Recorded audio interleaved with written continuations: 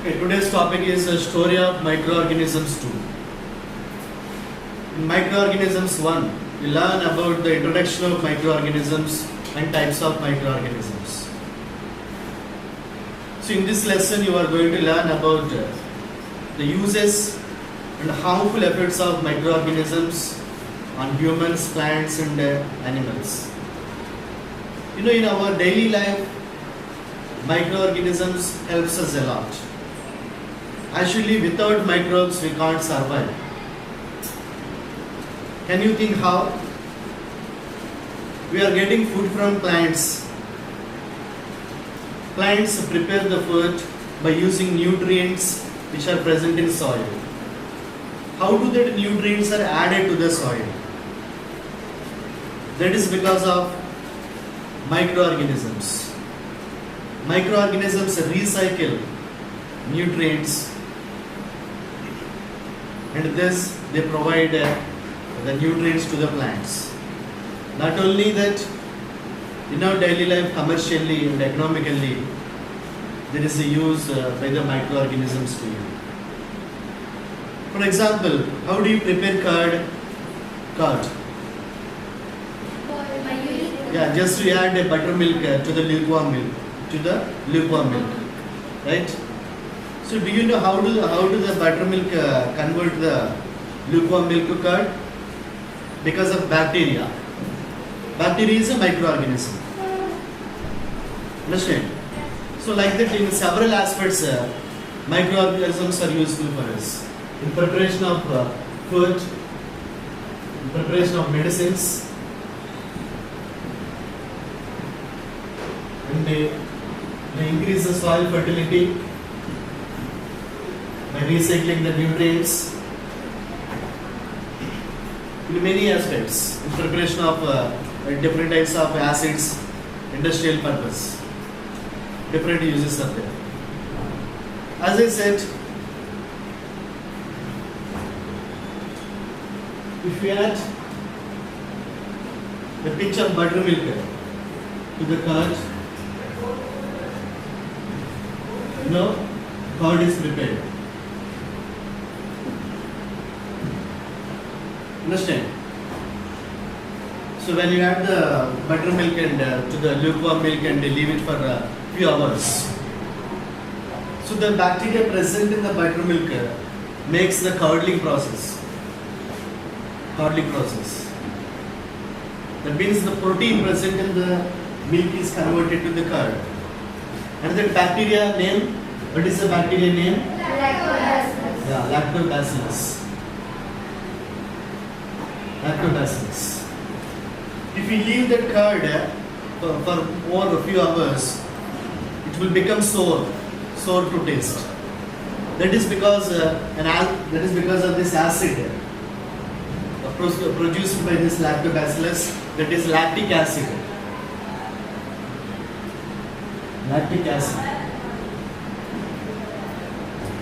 So one more example I will say for the use of microorganisms in preparation of food. Yeast. This is another microorganism. Actually, yeast is a plant, belongs to fungi group.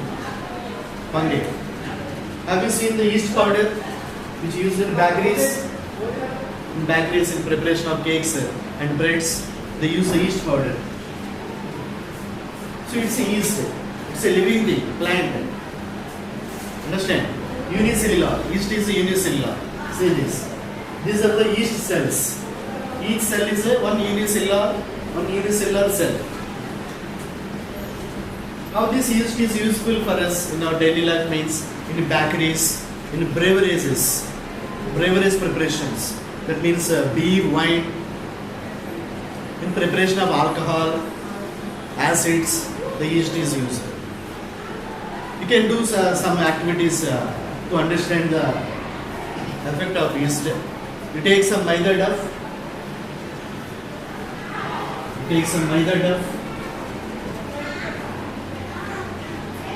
Okay, add some yeast to that. What will happen if you add yeast in the maida dough and leave it for few hours, you can see the dough will bulges or increase. What is the reason? Means yeast.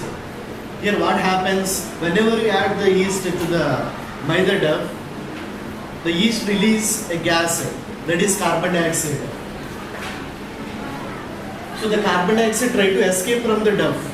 Whenever you trying to escape from the dough, it leaves some bubbles in it. So these bubbles makes that dough very soft. Not only maida dough, if you observe the cake in the bakeries, it's very soft. You can see the bubbling structures. That is because of the yeast. Here what happens when yeast do a process called fermentation. Fermentation process. In this fermentation process, the carbon dioxide is released. The carbon dioxide makes the dough soft, whether it is maida dough or anything. So for the softness, yeast is used in bakeries. In alcohol preparation in industries also, yeast is used. For example, you take some sugar, and add yeast to this. Take 10 spoons of sugar and 2 spoons of yeast you add and make a solution. After few hours, what happens? If you close that sugar bottle with lid, after few hours what happens? You can see the characteristic smell, that is alcoholic smell. Alcoholic smell. That means yeast convert the sugar into alcohol. Understand? That is called fermentation. Yeast convert the sugar into alcohol. So fermentation means conversion of sugar or any other carbohydrates into different products like lactic acid or alcohol is known as fermentation process. Understand? Fermentation means conversion of sugar or starch or other carbohydrates into lactic acid or alcohol by the yeast or bacteria is known as fermentation. So as I said, fermentation is used in breweries, industries and food industries. Okay, there are so many uses by microorganism through the fermentation process. Understand? So due to fermentation, you can prepare food in bakeries, alcohol. So that alcohol is used to make the wine and the beer, etc. Acetic acid also. Acetic acid. So for this, various types of raw materials which are rich in starch are used, like barley, wheat. So the starch of these grains are fermented by mixing the yeast. Understand? So conversion of any starch or sugar into alcohol or acid is called fermentation process. For example, these are the breweries industry. These are the tanks of fermentation. See here, this is a molasses. Molasses is a waste product from sugar. Sugar made from sugarcane. In that process, molasses is produced as a waste product. But it is rich, when we add the yeast to this, fermentation happens and ethyl alcohol can be prepared. Understand? By fermentation of molasses, ethyl alcohol. Ethyl alcohol is prepared. Commercially, this alcohol is very useful in preparation of various substances. So, yeast do this process. Not only in preparation of food and industrial purpose, microorganisms useful in making medicines also. Medicines. What type of medicines are produced from microorganisms means Antibiotics. Can you name one antibiotic? Penicillin. Penicillin. So whenever you get injured, to heal that injury, we have the penicillin powder. Okay. How do the penicillin is prepared? That prepared from a microorganism. That is fungi. From fungi, penicillin is prepared. So antibiotics means what? The medicine which prepared from microorganisms, like bacteria and fungi. Understand? Antibiotics are made from bacteria and fungi and other microorganisms. They help to cure many types of diseases, bacterial diseases and fungal diseases. For example, typhoid, venerea,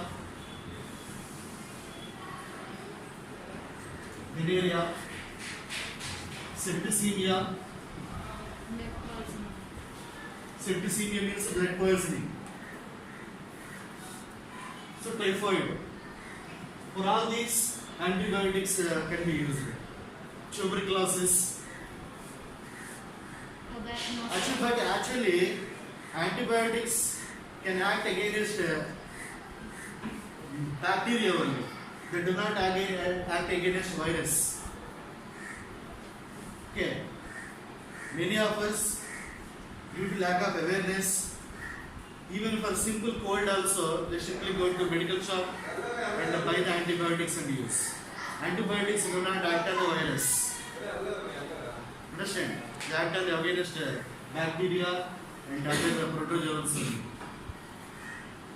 That's why you should not use antibiotics unnecessarily without a doctor prescription. What is the reason? Why you should not antibiotics? Actually, in our intestines, there is a useful bacteria. That bacteria synthesize the vitamins for us. Vitamin B12. Vitamin B12 play important role to develop the resistance. Resistance means ability to fight against a disease is called resistance. The bacteria in our intestine helps to develop that resistance. But if you take the antibiotics unnecessarily, those antibiotics kill that useful bacteria. So you become weak because of lack of resistance. Here let us see about the story of penicillin. Penicillin is the first discovered antibiotic. Do you know who discovered this penicillin antibiotic? Alexander Fleming. Yeah, Alexander Fleming. He's a doctor actually, work in army. In the time of First World War, thousands of people means army people, soldiers, used to die because of infections. There is no medicine. At the time, Alexander Fleming work on the bacteria which causing that infections. He's working on the bacteria. So one day, whenever he observing the bacterial colonies in the laboratory, he observed some fungus is inhibiting the growth of that bacteria. Understand? During the research, scientists makes bacterial colonies. They do research on that bacteria. So whenever he observing the bacterial colony, the fungus is growing around it. That fungus inhibit or controlling the growth of that bacteria. Alexander Fleming separated the substance released from the bacteria, fungi, and he used that substance on other bacteria. That substance also killing that other bacteria also. He used that substance on the bacteria which causing infections. That killed that bacteria. He named that substance which is derived from fungus as penicillin. Penicillin can be developed from a fungi, Penicillium notatum. This is the fungi. Name is Penicillium notatum. Penicillium notatum. For this contribution, he got the Nobel Prize along with other 3 scientists. Later, due to the discovery of penicillin, other scientists also discovered many types of antibiotics like tetracycline,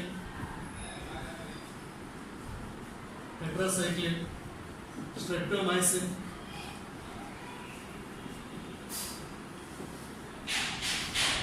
These are so many antibiotics are there. Here in this, let us say about tetracycline. Do you know who discovered about tetracycline? He belongs to India only. He belongs to our state Andhra Pradesh. West Godavari. Who is that? Yellampragada Subbarao. Who is that? Yellampragada Subbarao.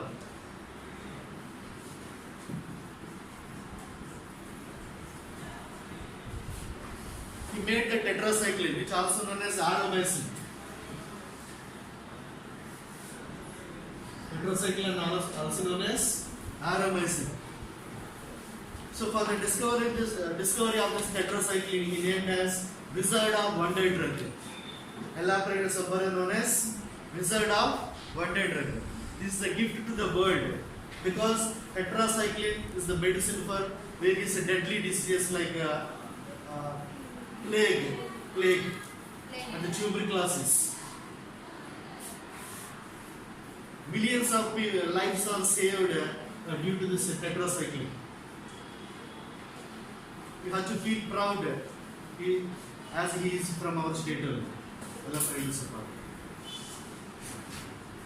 If you do the scientific method to solve any problem, you also will become a great person. Understand?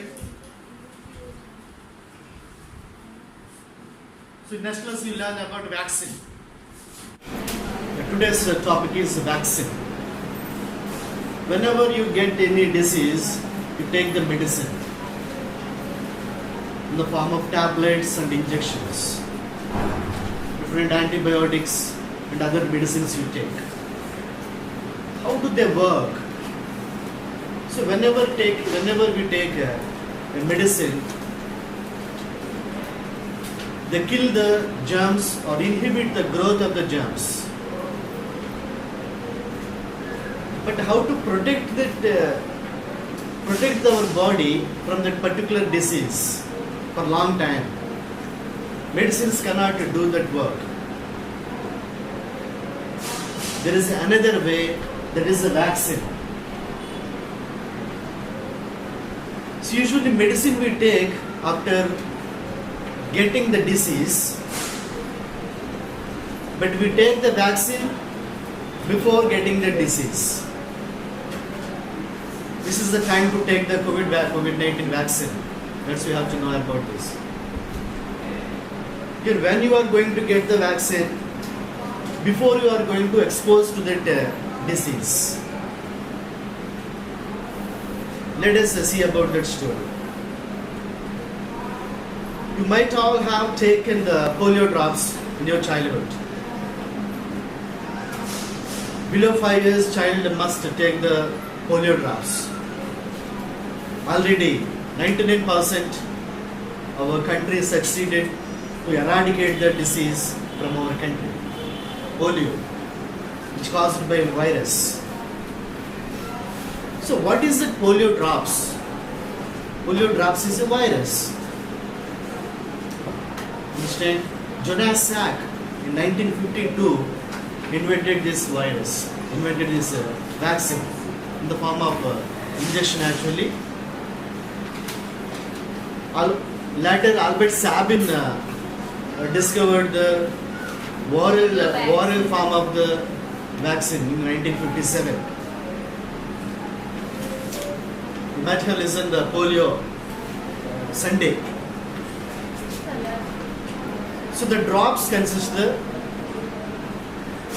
drop is the vaccine. We have the vaccines for various types of diseases which caused by various pathogens like virus and bacteria. But of course, for most of the viruses there is no vaccines. like AIDS. Because virus changes its form due to presence of a particular protein or enzyme. That's why it is difficult to find the vaccine for viral diseases mostly. So let us see how this vaccine works.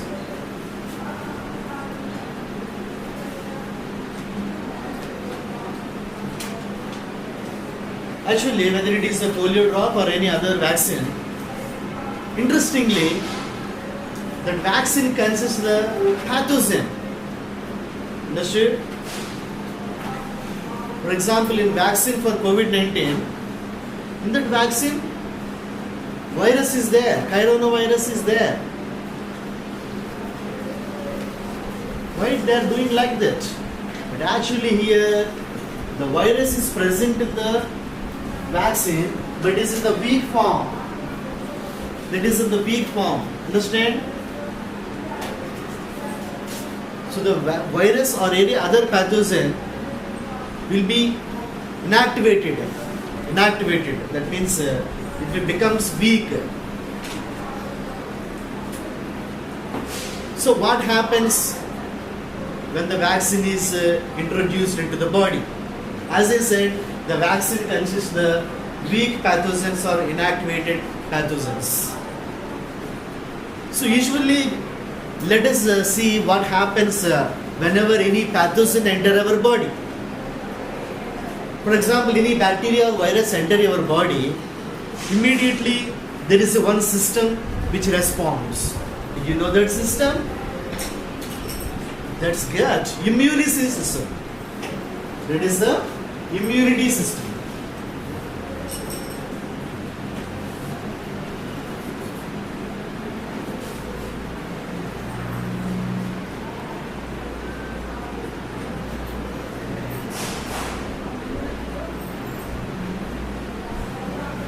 So whenever pathogen or harmful microorganism enter our body, our immune system responds.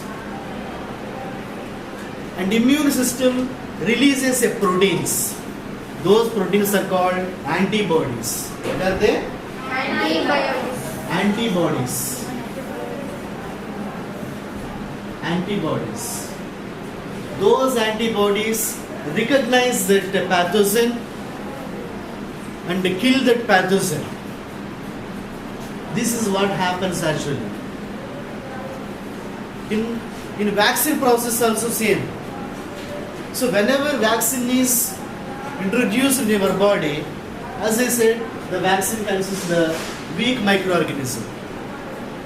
So immediately our immune system of our body releases the antibodies. These antibodies do not kill the pathogen because they are weak, but they recognize that pathogen. Just remember this point. Antibodies remember that pathogens, and these antibodies remains in your blood. But you have to remember, these antibodies do not form immediately after introduction of the vaccine. For example, when you get the coronavirus COVID-19 vaccine, it takes approximately 20 days to form the antibodies. Even they are also not enough. You have to get the second booster dose also. Then only the complete antibodies will form. Okay. Here, as I said, the antibodies remember that pathogen. Afterwards, if the real pathogen enter your body, that means if your body is exposed to the real pathogen, the already present antibodies in your blood kill that pathogen. Understand? So, simple. 3 points here. The vaccine is given to your body. The vaccine consists of weak pathogens. Next point.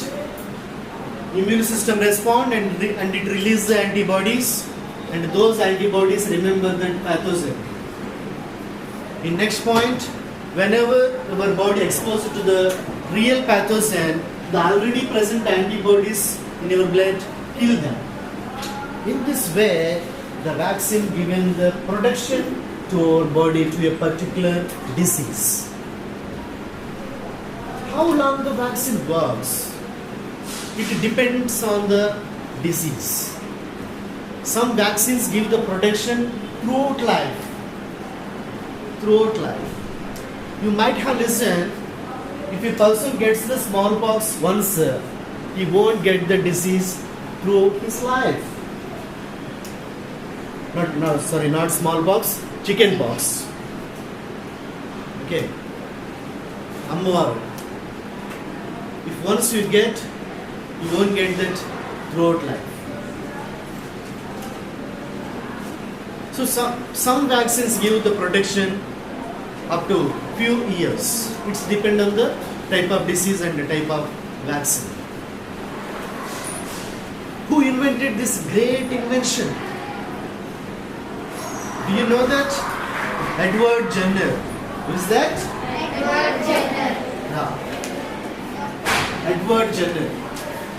In 1976,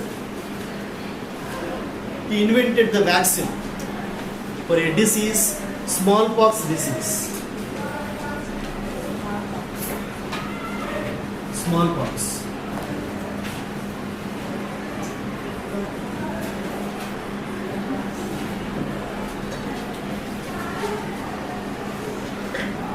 Actually, approximately 300 to 400 years back, people do not know about these vaccines.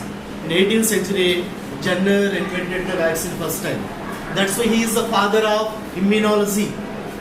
Edward Jenner is the father of immunology. The study of vaccine is called immunology. The study of vaccine is called immunology. He is the father of immunology, Edward Jenner. So let us discuss the story how he invented the smallpox disease.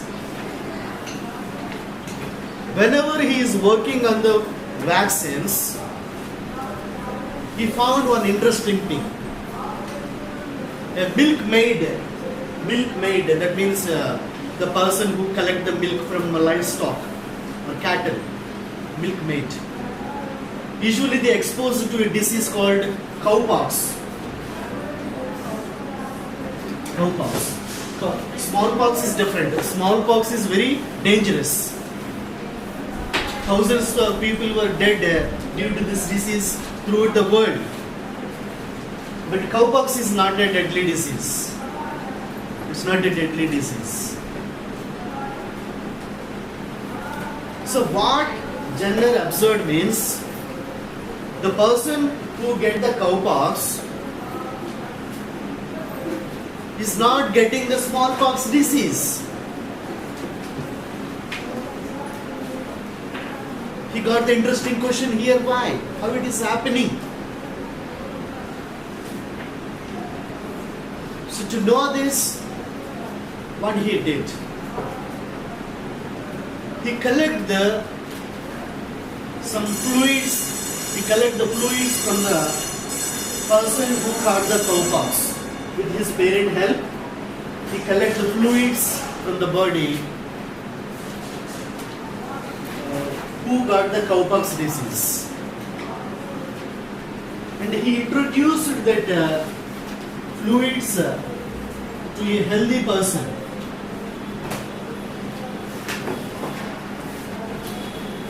Understand? He introduced that fluids which are collected from the person who got the cowpox to a healthy person. He collected here. He is injecting that fluids to the healthy person. After few weeks, Jenner exposed this person to the smallpox disease. He exposed the person to the smallpox disease. But that person did not get the smallpox disease. What happened here? Can you tell me? Why did he did not get the smallpox disease?